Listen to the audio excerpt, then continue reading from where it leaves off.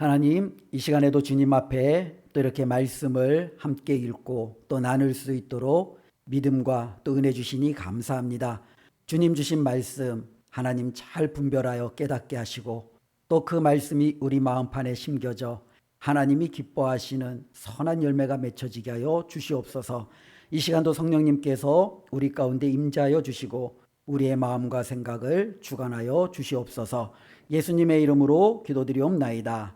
아멘. 16세기의 종교개혁이 일어나기 바로 직전에 이제 유럽에는 우리가 이제 역사에서 배웠듯이 르네상스 운동이 굉장히 좀 활발했습니다. 이 르네상스라는 것은 이제 고대 그리스의 문화를 다시금 16세기 유럽에 이제 그것을 이제 이양시키는 굉장히 좀 인본주의, 즉 사람 중심의 그런 문화들을 되찾아오는 거죠. 우리가 아는 대로 중세는 신본주의라고 해서 철저하게 교회 중심, 때로는 신 중심의 그와 같은 것으로 정착이 되어져 있습니다. 근데 겉으로 보기에는 굉장히 좋아요. 하나님 중심, 교회 중심, 너무너무 좋아요. 그러나 막상 그 안을 들여다보면 하나님 중심, 교회 중심이 아니라 그 안에는 하나님이 가증히 여기시는 온갖 좋지 않은 것들이 이 교회 안에 또 그 당시 유럽의 모든 사회 곳곳에 팽배해 있던 것들을 바라봅니다. 그러니 겉으로는 하나님을 외치지만 속으로는 탐욕과 욕심과 엄청난 죄악들이 또 하나님이 미워하시는 삶의 모습들이 이 유럽 사회 전반을 이렇게 잠식하고 있었습니다.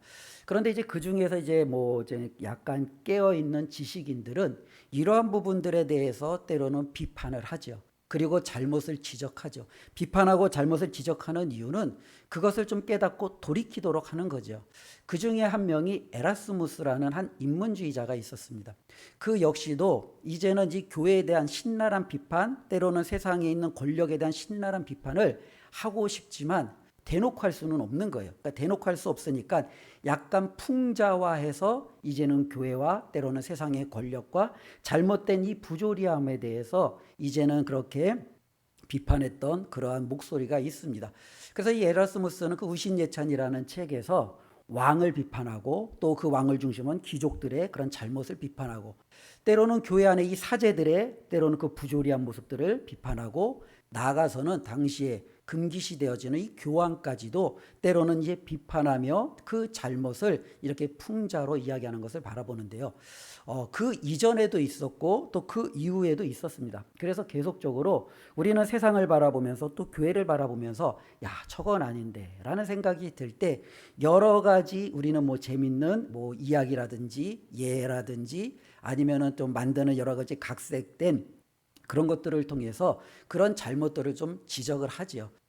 제가 그래서 이제 그런 잘못들을 지적하는 것 중에 저에게 좀 충격적이었던 예전에 하나의 재밌는 그 에피소드가 하나 있었습니다. 좀 한 10년이 훨씬 지난 어떤 이야기인데 그때 당시에는 이렇게 많은 설교 중에서도 회자되어졌고 또 회자하면서도 저 스스로도 좀 많이 좀 부끄러웠던 하나의 어떤 내용이에요. 이 내용이 어떤 내용이냐면은 어느 장로님이 이제 돌아가셔서 천국에 갔어요. 그래서 예수님이 그 장로님을 맞이했죠. 그래서 예수님이 그 장로님을 식당으로 딱 인도한 거예요. 근데 그 식당에는 자기보다 먼저 온 안수 집사님이 맛있는 탕수육을 먹고 있는 거예요. 그 모습을 딱 보면서 이 장로님이 그 옆자리에 딱 앉으면서 야, 안수 집사가 탕수육이면 나는 최소한 깐풍기나 아니면 그 이상의 요리가 되겠거니 하면서 이제 굉장히 자신 있게 좀 준비하고 있었대요. 그런데 예수님이 그 장로님을 앉혀놓고 그 장로님에게는 짜장면 한 그릇을 딸랑 시켜주더래요. 이 장로님이 좀 화가 났죠. 안수 집사는 탕수육을 먹고 있는데 왜 나는 짜장면밖에 못 먹느냐. 불그락푸드락 하면서도 예수님이 시키니까 어떻게 해요. 할 수 없이 이 짜장면에 이제 젓가락을 갖다 대면서 이제 먹으려고 하는데 순간 목사님이 이제 궁금하다는 거죠. 이 목사님은 도대체 무엇을 먹고 있을까. 그래서 이 예수님에게 이 장로님이 물어봤대요. 저희 목사님은 어디 가셨습니까? 그러자 예수님이 뭐라고 했냐면 야, 너희 목사는 지금 배달 나갔어. 예. 그때 이 이야기를 하면서 제가 그때 저도 이제 목사인데 되게 좀 화나잖아요. 그죠? 화가 나죠. 여기 계신 분들 화가 안 나잖아요. 그죠? 짜장면 드시거나 탕수육을 드시니까 천국 가면 나는 배달 나가는구나. 그런 생각을 제가 좀 해봤습니다. 그래서 야, 배달 나가면서 그제 좀 화가 나잖아요. 그래서 이야기를 해줬던 집사님에게 저도 또 장난을 쳤죠. 집사님 천국 가면은 저 못 보겠네요. 전 배달 나가서요. 제가 그 집사님한테 그렇게 넌지시 또 이야기를 했습니다. 그랬더니 그 집사님이 하는 말이 더 과간이었어요. 저한테 뭐라고 했냐면, 목사님, 저는 배달시켜 먹을 건데요. 그러면 천국 가면 제가 짜장면 들고 그 집사님네 집으로 배달을 가야 되나, 이런 생각을 좀 해봤죠. 특별히 이러한 분위기가 한국 사회에 굉장히 많이 팽배했어요. 특별히 우리가 이렇게 풍자화하고 때로는 여러 가지 우스갯소리를 들으면서 우리가 사회 지도층, 때로는 교회의 지도층, 때로는 책임 있는 자들의 여러 가지 그런 잘못된 부분들을 꼬집는다라는 것은 그만큼 그것이 우리 사이에 너무나도 팽배했고 그로 말미암아 잘못된 모습이 너무나도 가득 차 있다라는 하나의 반증이죠.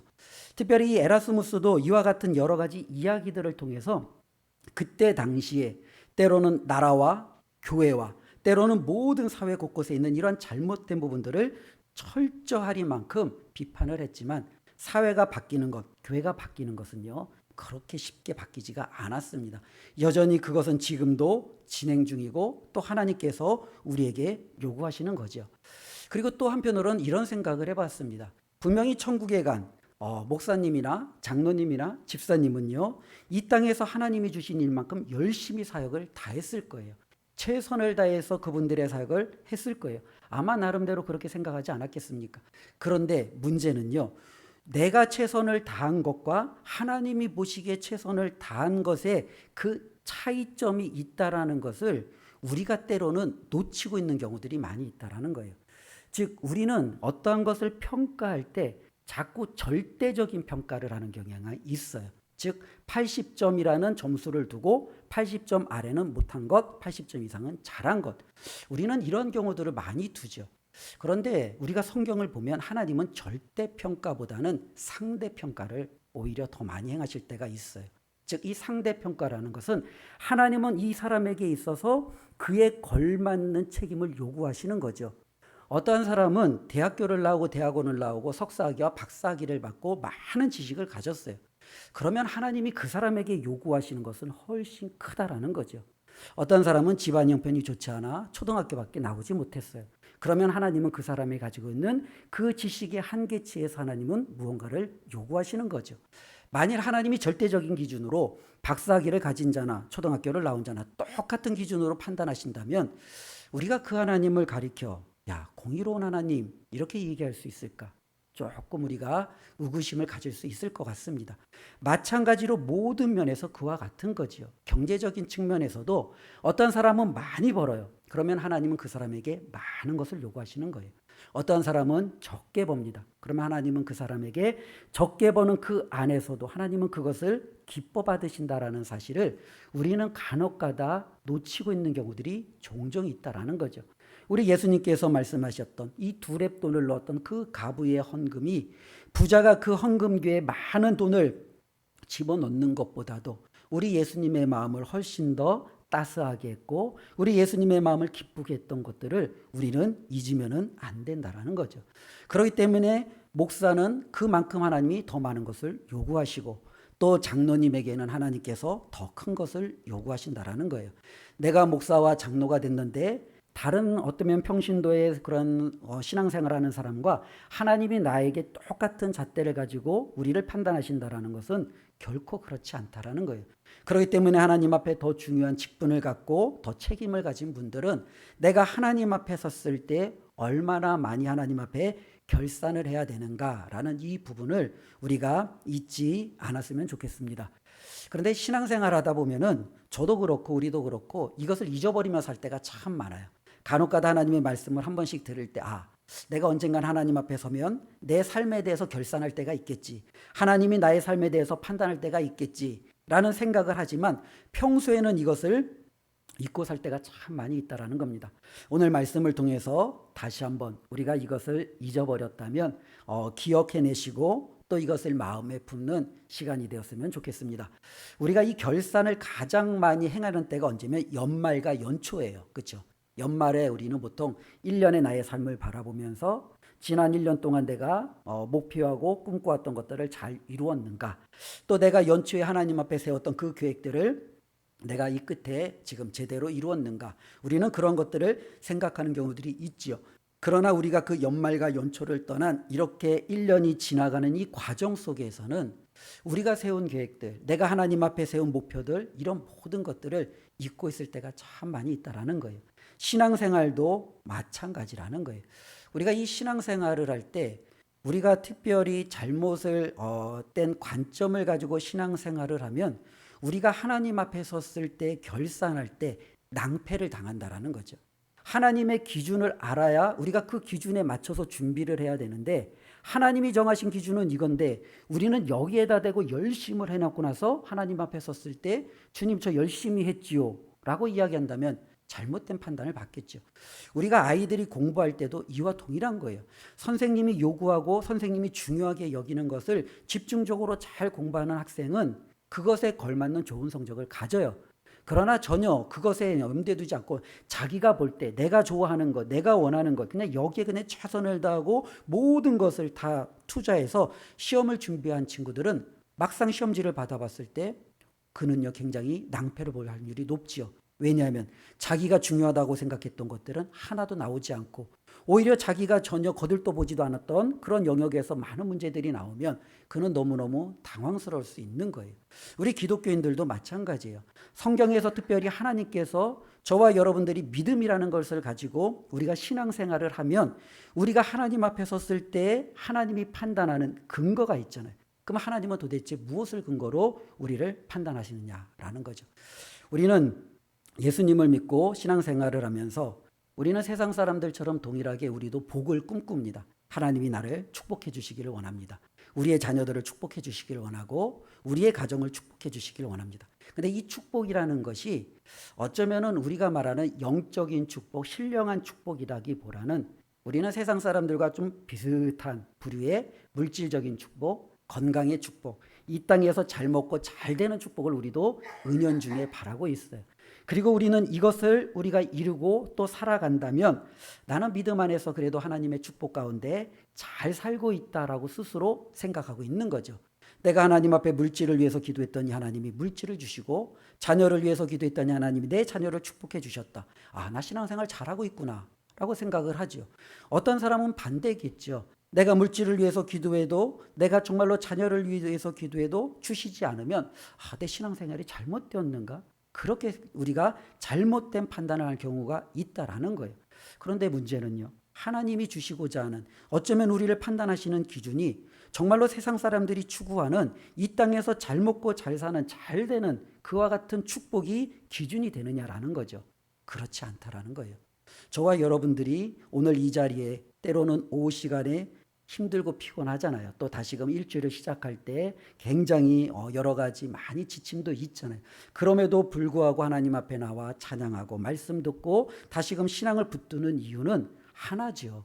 우리로 저와 여러분들이 바로 예수님을 닮기 위해서예요.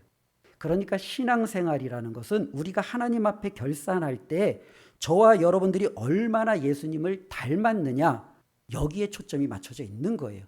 예수님을 많이 닮은 자는요 하나님 앞에 큰 칭찬을 받을 거예요.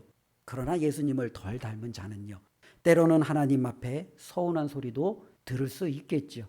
때로는 예수님을 닮는다라는 것을 성경은 다르게도 표현을 하지요. 성령의 충만함이다라고 표현을 합니다.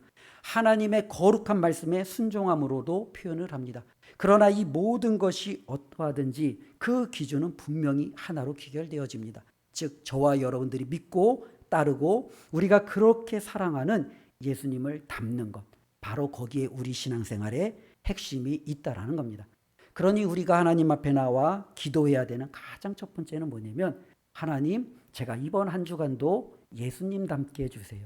예수님처럼 행동하게 해주세요. 예수님처럼 말하게 해주시고 예수님처럼 제가 살아가게 해주세요. 하나님, 내가 예수님을 닮기를 원합니다. 이것이 우리 신앙생활의 가장 우선순위가 되어야 되는 거예요. 나머지는 부차적인 거죠. 나머지는 우리가 하나님 앞에 간구할 수 있습니다. 기도할 수 있습니다. 그러나 그것은 절대적인 건 아니에요. 하나님, 저에게 물질이 필요해요. 이 물질로 내가 무엇을 하고 싶은데 하나님의 뜻이라면 저에게 그 물질을 좀 주세요. 하나님, 저는 그 물질이 있으면 더 잘할 것 같아요. 다만 이것이 제 욕심이 아니라 하나님의 뜻대로 되기를 원합니다. 우리는 거기서 그치면 됩니다. 그러나 예수님을 닮고 하나님의 말씀에 따라 순종하는 삶은 저와 여러분들에게 있어서는 이건 절대적인 기준이 되는 거죠. 우리가 하나님 앞에 섰을 때 무엇을 하나님 앞에 드러낼 수 있겠습니까? 하나님, 제 모습 가운데 예수님의 향기가 드러나지 않습니까? 하나님, 그래도 제가 예수님으로 내가 내 삶의 옷을 갈아입었는데 그래도 제가 좀 그럴듯하게 예수님의 모습이 나타나지 않습니까? 이것이 바로 저와 여러분들이 신앙생활하는 가장 핵심이 된다는 겁니다. 목사님도 그렇고 장로님도 그렇고 집사님도 그렇고 모두가 똑같은 거예요. 우리는 하나의 목표를 향하여 달려가는 거예요. 같이 함께 예수님을 닮기 위해서 우리가 달려가는 줄로 믿습니다. 때로는 부족한 사람은 때로는 나보다 뛰어난 사람에게 도움을 요청하는 거고, 또 내가 좀 더 앞서간다면 나보다 뒤처지는 사람을 끌어주는 것, 어쩌면 이것이 신앙생활 아니겠어요? 교회생활 아니겠어요? 그래서 조금 더 신앙의 연륜과 예수님을 더 많이 닮아간 우리 권사님이나 장로님이 조금 아직까지 그 부분에 있어 서툰 우리 이제 평신도들을 끌어주고 당겨주고 같이 함께 예수님을 닮아갈 수 있도록 서로 힘을 도와 으쌰으쌰 하는 것, 이게 바로 신앙생활이죠. 저와 여러분들이 이 일에 더욱더 힘쓰며 나갔으면 좋겠습니다. 그러면 예수님을 닮는다라는 것은 조금 추상적인, 어떻게 보면은 우리에게 이미지로 올 수가 있습니다. 그래서 바울은 이 예수님을 닮는다라는 것에 대해서 굉장히 좀 구체적으로 우리에게 말씀해 주고 있어요. 그래서 하나의 어떤 그런 여러 가지 케이스들을 이 9가지의 어떤 현상으로, 양상으로 우리에게 보여주고 있는데, 이것을 통해서 우리가 예수님을 지금 어느 정도 닮아가고 있는지 판단할 수 있는 하나의 기준점이 될 수 있다는 겁니다. 오늘 이 말씀 우리가 잘 알고 있지만 한번 살펴보았으면 좋겠고요. 또 한편으로는 우리 자신을 한번 되돌아보았으면 좋겠어요.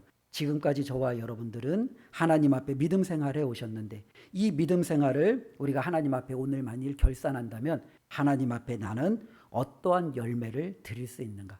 아직 좀 설익은 열매를 드리는지, 아니면 아직 열매가 맺히지 않고 그냥 꽃만 이제 간신히 펴서 열매를 맺히기 직전인데 나는 혹시 그거를 드리는지, 아니면 정말로 먹기 좋은 탐스러운 열매를 드리는지, 아니면 열매는 열매인데 좀 썩어서 때로는 뭉들어져서 이걸 과연 열매라고 할 수 있을까 싶은, 어쩌면 좋지 않은 그런 과실을 하나님 앞에 드리게 되는지 우리 자신을 살피는 것이 참 필요한 부분임을 우리가 생각해 봅니다. 많은 사람들은요, 살아가면서 열매를 기대해요. 농부도 1년 내내 밭에 논에다 씨를 뿌리고 가꾸고 그리고 여름 내내 수고하며 그들이 기대하는 것은 하나입니다. 내가 뿌린 그것에 대한 열매죠. 직장인들도 열심히 한 달 내내 수고합니다. 그리고 그들에게 있어서도 내가 노동하고 수고한 것에 대한 대가인 때로는 봉급을 그들도 기대하며 그 열매를 꿈꾸며 하루하루 힘겨워도 버티면서 살아갑니다. 우리 이제 학생들도 열심히 공부하죠. 이제 오늘로 저기 보니까 수능 이제 60일밖에 채 남지 않았더라고요. 이제 60일이면 그동안 그들이 열심을 다해서 공부하고 수고했던 모든 것들에 대해서 그것으로 이제 다 평가하기는 참 그렇지만, 그래도 한국 사회는요, 그것으로 이제 그들의 어떤 열매들을 평가하는 기준이 되어 있는 것 아니겠습니까? 특별히 우리는 무언가를 하면서 그것에 대해 기대하는 게 있잖아요. 근데 이 기대라는 건 부모도 그래요. 부모가 자식을 위해서 돈을 벌고 때로는 돌보고 필요한 것들을 채워주면서 그냥 이 모든 것들을 내가 부모니까 나는 아무 기대하는 것 없이 아무 바라는 것 없이 나는 내 자녀에게 그냥 다 해주는 거야, 그렇게 생각하는 부모는 없을 거예요. 저도 이제 아버지이지만 자녀들을 키우면서 자녀들에게 필요한 것들을 채워주지만 저의 자녀에게 제가 기대하는 게 있어요. 예. 여기 계시는 부모님들도 마찬가지일 거예요. 그 자녀를 위해서 수고하면서 내 자녀에 대한 기대하는 모습이 있잖아요. 내 자녀는 인격이 이랬으면 좋겠다. 내 자녀는 믿음의 가정을 잘 꾸려서 하나님 앞에 귀하게 쓰임 받았으면 좋겠다. 내 자녀는 세상 사람들 앞에 나설 때 손가락질 받지 않고 돕고 나누는 그런 어쩌면 풍요롭고 넉넉한 삶을 좀 살았으면 좋겠다. 아마 이 자녀들에 대한 여러 가지 기대하는 것이 있지 않겠습니까? 그 이유는요, 바로 우리가 그렇게 열심히 가꾸고 다듬고 수고했기 때문에 그래요. 그런데 우리만 가꾸고 다듬고 수고한 게 아니라 성령님도요, 저와 여러분들을 가꾸고 다듬고 보듬고 계신다라는 거예요.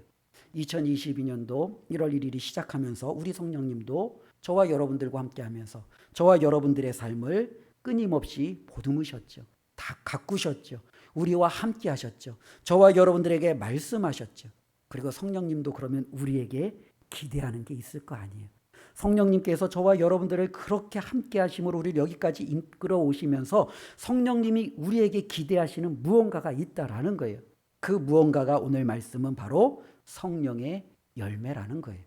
바로 저와 여러분들이 성령님의 이끌림에 의해, 성령님의 돌보심에 의해 성령님이 기뻐하시는 이 열매가 가득하기를 주님의 이름으로 축원을 드립니다. 가을이 되면은요, 나무마다 자기의 존재를 감출 수가 없대요. 그렇죠. 왜냐하면 가을이 되면 어떻게 해서든지 열매를 맺기 때문에 그래요. 사과나무가 1년 내내 자기는 배나무라고 우겨요. 가을 되면 그의 말이 거짓말이라는 게 바로 드러나죠. 왜냐하면 좋은 사과든 나쁜 사과든 그가 맺는 것은 사과이기 때문에 그래요. 마찬가지로 믿는 성도들의 삶도 그렇습니다. 우리가 아무리 믿음이 좋고 신앙이 좋고 때로는 직분과 여러 가지 환경으로 나를 감추고 속이고 치장할 수 있을지는 몰라도 결국에는 내 믿음이 좋은지 나쁜지는 하나님 앞에서 그대로 드러날 수밖에 없다라는 거예요. 저와 여러분들이 하나님 앞에 섰을 때 하나님이 저와 여러분들을 처음에 말씀드렸던 그 예화처럼 우리가 그냥 배달 나가는 게 아니라 저와 여러분들이 딱 그 자리에 앉았을 때 정말로 그 식당에서 가장 최고 비싼 그냥 풀코스 요리를 저와 여러분들에게 차려주는 그와 같은 것들을 우리가 꿈꾸며 살아가면 얼마나 좋을까라는 기대감을 가져봅니다. 바로 그를 위해서 우리에게 주어진 이 시간이 어쩌면 지금 굉장히 중요한 거예요. 오늘 나는 성령님이 나를 이끌어 가실 때 성령님이 기대하는 이 열매를 맺고 있느냐. 갈라디아서 5장을 보면은요, 이 성령의 열매와 상반되는 또 다른, 근데 열매라고 하지 않아요. 이거는 육체의 욕심이라고 그래요. 육체의 욕심이 있어요. 그러니까 우리는 살다 보면 둘 중에 하나를 맺게 되는 거죠.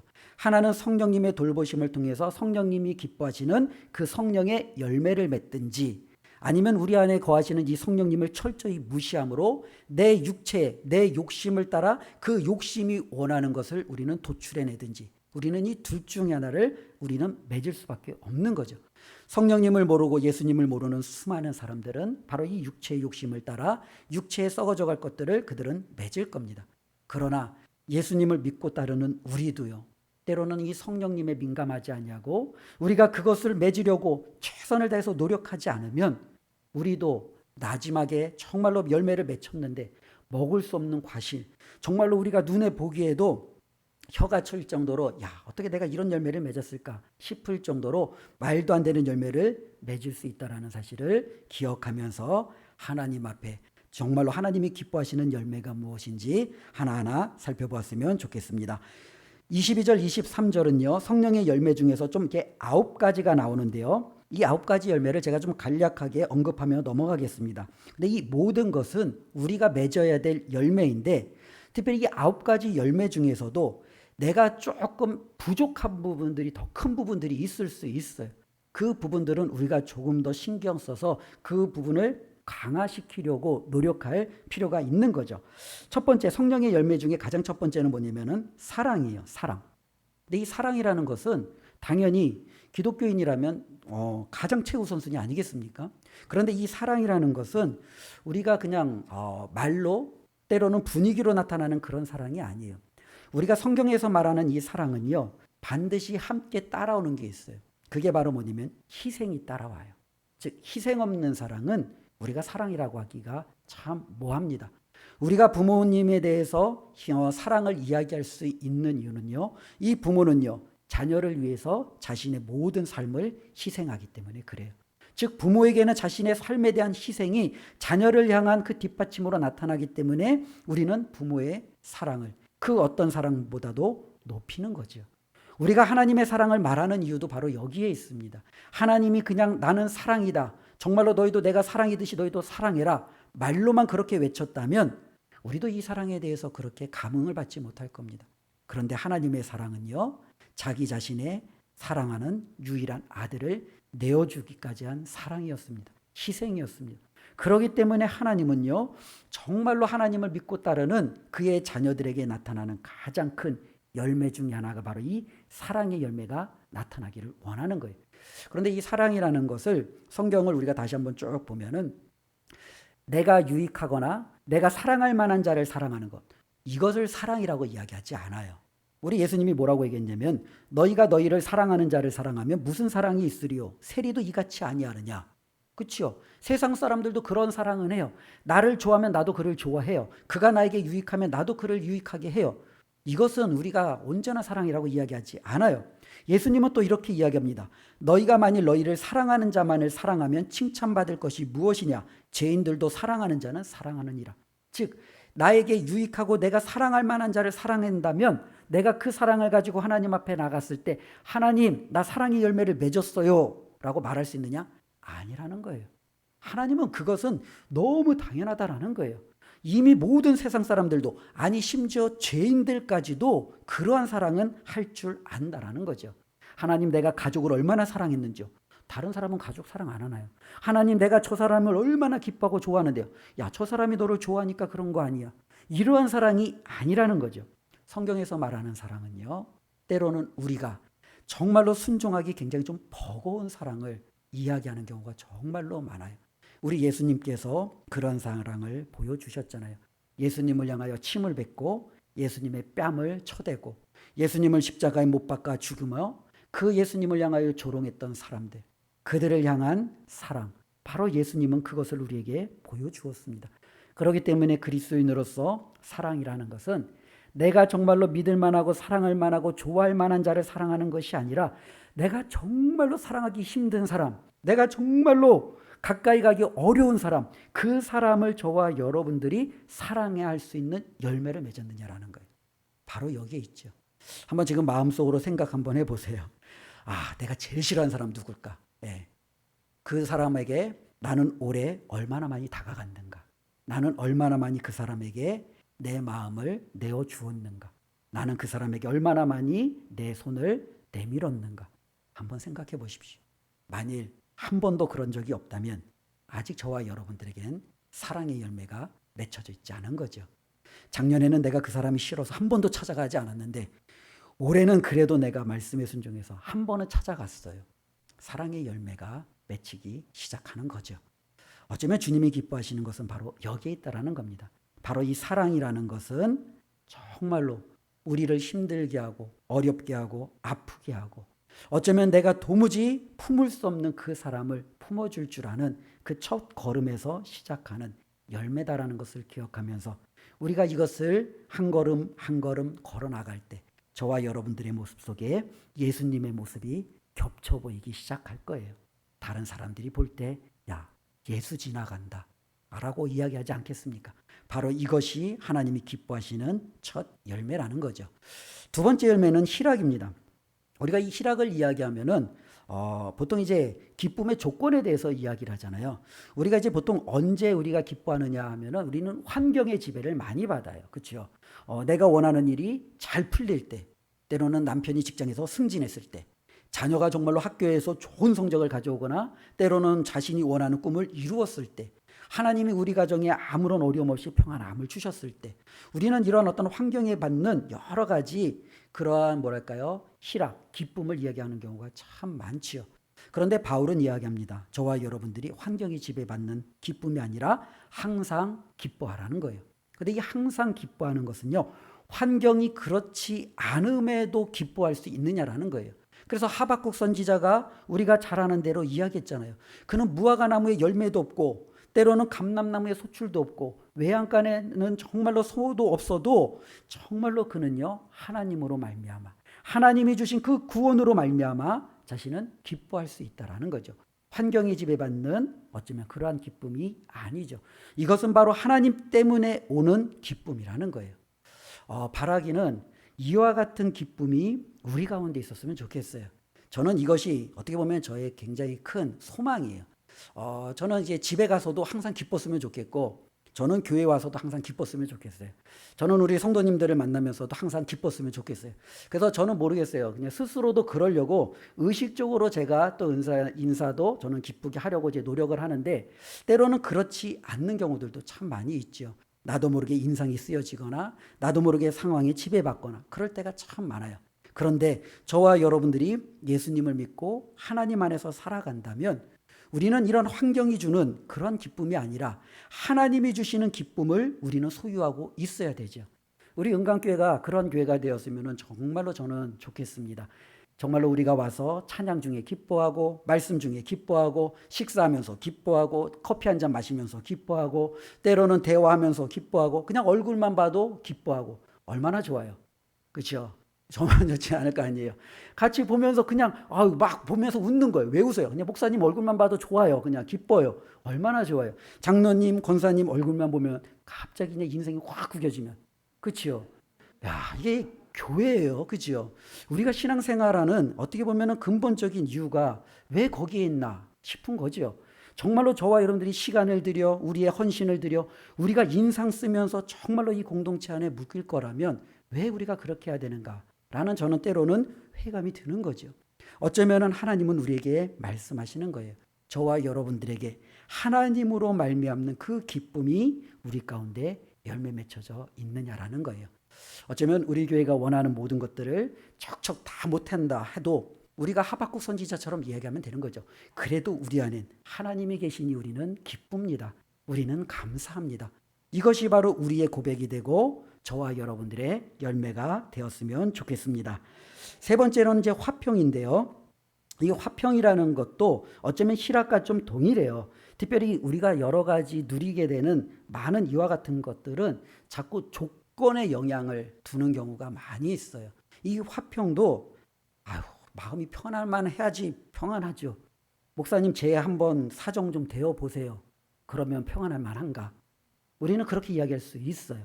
특별히 이거와 똑같은 어떻게 보면은 일치되어지는 이야기는 아니다 할지라도 폭풍우가 몰아치는 그 배 안에 제자들과 예수님이 함께 그 배를 타고 지나가고 있잖아요.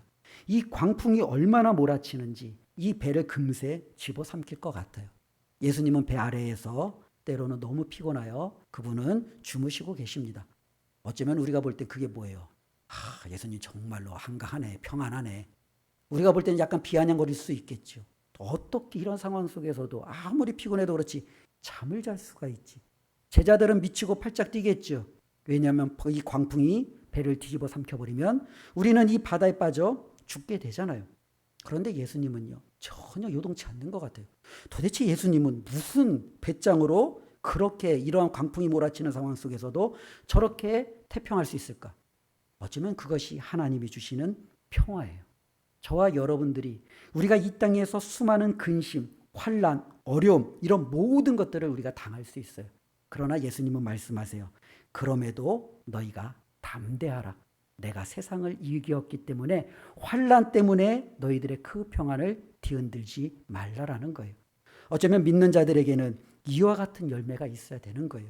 세상 사람들이 바라볼 때 사업이 망하고 자녀가 안 되고 되는 일이 하나도 없어서 발을 동동 구리듯이 우리도 똑같이 그것 때문에 발을 동동 구리고 있다면 그들이 가지고 있는 두려움과 우리가 가지고 있는 두려움, 염려 무슨 차이가 있어요?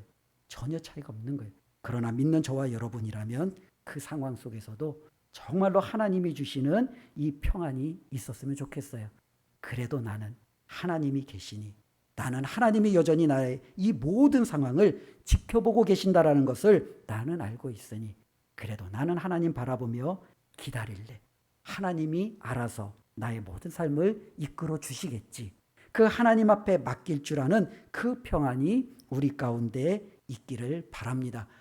어쩌면 이 평안은 남자보다는 여자분들이 더 많이 가지셔야 될 것 같아요. 예, 여자분들은 근심과 염려가 남자들은 이제 표출을 안 해서 그럴지 모르지만 아무래도 여성분들은 더 많이 표출을 하시다 보니까 이런 부분들 속에서 하나님 앞에 더 많이 정말로 기도하고 이 열매가 내 삶에 있기를 위해서 기도했으면 좋겠어요. 하나님, 때로는 내가 원하는 대로, 내가 기도하는 대로, 내가 바라는 대로 정말로 모든 환경이 그렇게 흘러가지 않아도 하나님, 내가 하나님이 주시는 그 평안 앞에서 어떠한 환난도 내가 담대히 받아내고 이겨낼 수 있는 그런 넉넉한 믿음을 저에게 주시옵소서. 이것이 바로 우리의 열매가 되기를 바랍니다. 네 번째로는요, 오래 참는 거예요. 퀴즈 한번 내보겠습니다. 예, 오래 참는 것을 가장 잘하시는 분은 누구실까요? 예, 교회에서 답은 거의 하나예요. 하나님 아니면 예수님이에요. 그죠? 예, 여기서도 답은 하나님이세요. 오래 참는 것을 가장 잘하신 분은 하나님이에요. 요즘에 제가 이제 신명기를 이제 새벽 기도 때 같이 이제 이렇게 나누고 있는데요. 이 신명기 말씀을 제가 이렇게 계속적으로 나누면서, 이해가 안 가는 게, 했던 말 또 하고, 했던 말 또 하고, 했던 말 또 하고, 도대체 이 왜 했던 말을 또 하고, 했던 말을 또 하고, 계속 이 모세가 설교를 하는데 했던 말을 또 하고, 했던 말을 또 하고, 그러는 거예요. 도대체 왜 그러지? 근데 이게 다시 한번 생각해 보니까 했던 말을 또 할 수밖에 없는 이유가 있어요. 이스라엘 백성이 저질렀던 죄 또 질러고, 저질렀던 죄 또 저질러고, 저질렀던 죄 또 저질러요. 엄마들이 잔소리가 많은 이유가 있어요. 왜 그래요? 한 번에 말해서 들으면 잔소리 안 하잖아요. 근데 어떻게 해요? 한 번에 말하면 안 듣잖아요. 그러니까 갖다 놔. 갖다 놓으라고 했다. 또 갖다 놓으라고 했다. 점점 커지면서, 그렇죠? 모세도 어쩌면은 하나님의 마음을 가지고 그렇게 하는 거죠. 이스라엘 백성이 한 번의 말을 들으면 되는데 이들이 한 번의 말을 듣지 않아요. 근데 하나님도 정말로 대단하세요. 끝까지 그들과 하나님이 정말로 이야기하고, 때로는 하나님이 분노도 하고 타이르기도 하고 아우르기도 하고 하면서 하나님이 그들에게 계속적으로 기회를 주시는 거예요. 이게 바로 오래 참음이에요. 저와 여러분들에게 이와 같은 오래 참음이 있었으면 좋겠습니다. 우리가 이 오래 참는다라는 것은 나를 가장 힘들게 하고 나를 비방하고 나라를 향하여 좀 오해하는 사람들, 괴롭히는 사람들에게 우리가 할 수 있는 거예요. 사랑도 마찬가지잖아요.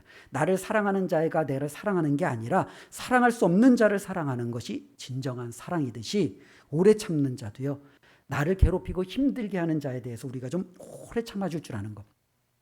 직장 생활을 하시는 분들은 아마 눈엣 가시들이 하는 분씩 다 있을 거예요. 하나님이 나의 오래 참음을 훈련시키시는 하나의 도구구나라고 생각하시면서 그분을 향하여 오래 참는 훈련을 잘 한번 해보세요. 만일 그분이 가정에 있다면 날마다 그 오래 참는 훈련을 우리가 해보시는 거예요. 그러면 1년을 되돌아봤을 때 내 삶에 자그마하게 오래 참음이라는 열매가 맺혀져 있다라는 거죠. 우리 주님이 이것을 우리에게 요구하십니다. 5번째 열매는 자비입니다. 이 자비도요, 특별히 사랑할 만하지 못하는 자를 사랑하라고 하신 것처럼 특별히 우리 주위에 이 자비가 필요한 사람들이 있어요. 우리 예수님께서는 이 자비에 대해서 우리에게 너무나도 중요한 말씀을 하셨을 때 바로 이 선한 사마리아인의 비유를 들어주셨어요. 이 선한 사마리아인을 우리가 비유를 바라보면서 주님이 내리신 결론은 딱 하나예요. 가서 너도 이와 같이 하라는 거예요. 그렇죠? 선한 사마리아인이 강도 만난 자를 위해서 그 자비를 베풀어 주었던 것처럼 율법사에게 예수님이 요청하시는 거예요. 어쩌면 하나님이 우리에게 요구하시는 열매도 이와 같다라는 거예요. 우리 주위에 있는 이방인, 외국인, 나그네, 고아와 가부처럼 힘없는 자들, 나의 도움이 정말로 필요한 자들, 때로는 삶의 여러 가지 정말로 궁핍함에 쪄들어서 견딜 수 없어 힘들어하는 그들에게 저와 여러분들이 베풀 수 있는 그와 같은 선이 바로 이 자비라는 거예요. 그래서 믿는 자들에게는요, 이와 같은 자비가 넘쳐나야 돼요. 그래서 처음에 우리 한국교회에 선교사님들이 들어왔을 때 어쩌면은 복음 전도하는 하나의 수단으로도 활용이 되어졌지만, 이런 자비의 많은 모습들 중으로 병원이라든지 학교라든지 고아원이라든지 이런 많은 시설들이 먼저 건립이 되어지지 않습니까? 바로 하나님의 이 자비를 그들이 몸소 보여주는 거예요. 그리스도인들은요, 어쩌면 이 시대에 이것을 우리는 보여주어야 돼요. 어쩌면 오늘날 우리는 이런 것들은 책임을 미룰 확률이 높아요. 그건 국가가 할 일이지 라고 우리는 책임을 미룰 확률이 높아요. 그렇지 않습니다. 이러한 것은 국가 이전에 하나님의 자녀인 우리들이 해야 할 삶의 열매라는 것을 우리 주님께서는 말씀해 주셨습니다. 6번째 열매는요, 양선입니다. 이 양선이라는 단어는 우리가 좀 잘 쓰지 않는데 조금 오늘날 언어로 좀 번역한다면 착함, 이렇게 우리가 번역하면 될 것 같아요. 즉 예수 믿는 사람은 어때야 돼요? 착해야 돼요. 그러니까 예수 믿는 사람은 거짓말하면 안 돼요. 예수님을 믿는 사람은 속이면 안 돼요. 예수님을 믿는 사람은 교만하면 안 돼요. 예수님을 믿는 사람은 이기적인 자기중심적인 사람이 되어서는 안 돼요. 우리가 착함이라는 기준을 어느 정도 가지고 있잖아요. 그러니까 예수 믿는 사람은 그래야 되는 거예요. 예수 믿는 저 사람이 얼마나 표독스러운지 자기밖에 몰라. 야, 예수 믿는다면서 어떻게 저렇게 한 번도 손해보지 않을까? 야, 예수 믿는 사람이 더해. 만일 이런 이야기를 듣고 있는다면 우리는 성령의 열매가 아니라 육체의 욕심, 이것이 우리 가운데 가득가득 보여주고 있는 거예요. 예수 믿는 사람은요, 착하다라는 것은 때로는 세상에서 좀 바보 같다는 소리를 들어야 돼요. 아유, 바보같이 맨날 손해만 보고. 어쩌면 이것이 예수 믿는 사람들의 특징이 되어야 돼요. 세상 사람들은 악착같이 손해보지 않으려고 아둥바둥할 때 우리는 손해보더라도 다른 사람들을 속이지 않고 그들에게 선을 베풀어 줄 줄 아는 이 양선 착함이 있어야 된다는 겁니다. 7번째 열매가 충성입니다. 충성이라는 것은 하나님이 나를 믿을 만한가, 다른 사람이 나를 믿을 만한가, 이런 부분이겠죠. 어쩌면 하나님은 특별히 이 충성된 자 가장 대표적인 두 사람을 구약과 신약에 뽑아줬는데요. 구약에는 모세예요. 신약에는 예수 그리스도예요. 바로 그 두 모델을 통해서 우리가 하나님 앞에 어떠한 자가 되어야 되는지를 보여주는 거예요. 하나님 앞에서는 철저히 말씀에 순종하는 자가 충성된 자이고, 사람들을 향하여서는 철저히 그들의 유익을 위해서 살아가는 자가 충성된 자예요. 모세는 자신의 이름이 생명책에서 빼어버린다 할지라도 이스라엘의 구원을 위해서 하나님 앞에 기도했던 자고요. 예수님은 자신의 목숨을 내어주기까지 그의 사랑하는 자들을 위해서 십자가에 달려 죽음을 선택했던 분이십니다. 이것이 바로 충성입니다. 이와 같은 열매를 우리 하나님은 기뻐하십니다. 온유입니다. 다른 사람 앞에서 때로는 그들을 우리가 불쌍히 여기는 마음, 때로는 그들을 향하여 우리가 측은히 여길 줄 아는 마음, 그리고 무엇보다는 하나님의 말씀 앞에서 우리가 딱딱하게 그것을 내치는 것이 아니라 부드럽게 받아들일 줄 아는 이와 같은 마음, 이런 것들이 온유죠. 제가 온유는 뭐 특별히 따르게 설명은 안 해드리고요. 예수님이 하신 말씀을 우리가 좀 비춰서 이렇게 생각하면 좋을 것 같습니다. 나는 마음이 온유하고 겸손하니 라고 주님이 얘기했어요. 바로 거기에 우리가 닮아야 될 길이 있다라고 생각합니다. 스스로도 하나님 앞에, 하나님, 제가 온유하고 겸손한 사람으로 서기를 원합니다. 이것이 우리의 열매가 되었으면 좋겠습니다. 9번째 열매는요, 절제죠. 어쩌면 이 절제가 오늘날 우리에게 상당히 많이 힘든 부분이에요. 우리가 성령의 열매를 맺고자 하는 이런 어떠한 마음들이 있는데 이게 잘 안 되는 게 육체의 욕심이, 육체의 정욕이 절제가 되지 않으니까 그런 거예요. 그렇죠? 이게 절제만 되면 이것을 우리가 좀 맺을 수 있는데 우리 안에 날마다 이 두 개가 싸우는데 자꾸 이 육체가 이길 때가 많기 때문에 그렇습니다. 그렇기 때문에 저와 여러분들에게 필요한 것은요, 하나님 앞에 이 절제를 달라는 거죠. 하나님, 저는 툭 하면 그 화가 나는데 하나님이 화내지 않는 좀 이게 화를 좀 제가 이렇게 절제할 수 있는 마음을 주세요. 하나님, 저는 너무너무 제 마음이 급해갖고 그냥 일단 저지르고 보는데 하나님, 좀 제가 좀 이렇게 여유 있게 생각할 수 있는 그런 절제할 수 있는, 제어할 수 있는 그런 마음을 주세요. 하나님, 저는 이 입술이 절제가 되지 않아서 무조건 말을 한마디 내뱉어 놓고 나중에 후회하는데 하나님, 제 입술을 좀 절제하게 해 주십시오. 이것이 바로 우리 가운데 맺어야 될 성령의 열매입니다. 특별히 바울은요, 이런 성령의 열매를 갈라디아서뿐만 아니라 고린도전서에서도 또 다른 서신서에서도 또 여러 가지 모습으로 계속적으로 우리에게 반복하여 알려주고 있습니다. 하나님이 우리에게 기대하시는 것은 바로 이것입니다. 저와 여러분들이 하나님 앞에 갔을 때 하나님, 저는 이 직분 감당했습니다. 하나님, 저는 이 일을 했습니다. 하나님, 저는 이렇게 살았습니다. 우리가 어떤 거창하게 드러나는 것이 아니라 하나님, 저는 이 열매 맺었습니다. 이게 가장 가치 있다라는 것을 우리가 꼭 기억하시고 하나님 앞에 이 열매를 모두가 맺으시고 하나님 앞에 칭찬받는 삶이 되었으면 좋겠습니다. 그런데 이 열매를 그러면 어떻게 맺어야 되나요? 우리 말씀을 오늘 읽지 않았지만 갈라디아서 5장 16절 말씀을 한번 읽어보겠습니다. 우리 갈라디아서 5장 16절 다 같이 읽겠습니다. 시작. 내가 이르노니 너희는 성령을 따라 행하라. 그리하면 육체의 욕심을 이루지 아니하리라. 예, 방법은 여기에 있습니다. 저와 여러분들이 성령님을 따라 행하시면 됩니다. 거기에 바로 성령의 열매를 맺는 가장 확실한 길이 있다라는 것을 우리가 꼭 기억했으면 좋겠습니다. 그래서 우리가 한 주간도 살아갈 때 하나님 앞에 이렇게 기도하며 살았으면 좋겠습니다. 하나님, 저에게 이 열매가 필요합니다. 하나님, 이 열매를 맺게 해 주십시오. 또한 우리 자신을 돌아봤으면 좋겠어요. 이 9가지 열매 중에 하나님 나는 오래 참음이 부족해요. 하나님 저는 착하지 못해요. 하나님 저는 사랑하지 못해요. 하나님 저는 기쁨이 없네요. 그것이 있다면 그것을 열매 맺기 위해서 우리가 고민하고 노력하는 모습이 필요합니다. 그런데 더 살다 보면은 저와 여러분들이 정말로 맺고자 하는 열매가 내가 아닌 다른 누군가에게 맺혀져 있는 경우를 보는 적이 있어요. 야, 저분을 보면은 성자 아니야? 라는 생각이 든 적이 어떻게 참어? 저 상황을? 우리가 그렇게 느껴지는 사람이 있어요. 그럼 저와 여러분들이 그 사람에게 가서 좀 배웠으면 좋겠어요. 그분에게 가서 권사님은 도대체 어떻게 참아요? 한번 조언을 한번 구해보세요. 한번 물어보세요. 그래서 그분들의 노하우를 우리가 가져다가 때로는 내 상황에 맞게끔 우리가 한번 실행해 보았으면 좋겠습니다.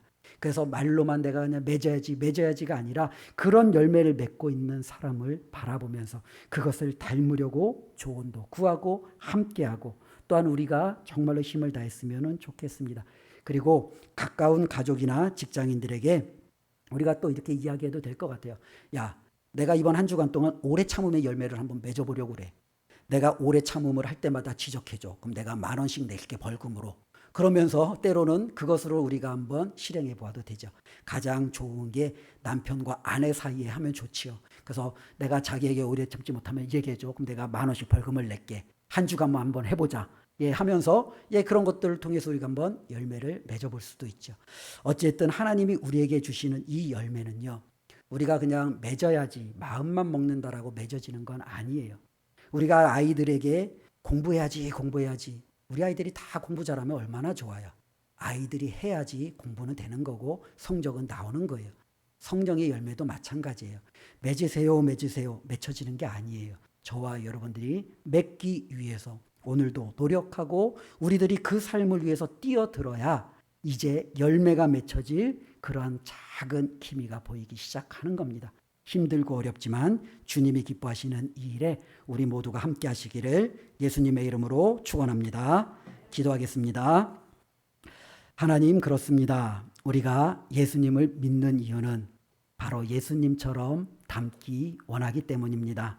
우리가 예수님처럼 생각하고 행동하고 또 많은 사람들 앞에서 살아갈 수 있는 그와 같은 믿음을 위해서 오늘도 말씀을 들었으니 성령 하나님, 우리로 하여금 그렇게 살게 하여 주시옵소서. 우리의 부족한 부분이 성령님의 능력으로 또 우리가 하나님 앞에서 그렇게 살고자 하는 결단으로 변화되어지는 은혜 있게 하여 주시옵소서. 예수님의 이름으로 기도드립니다. 아멘.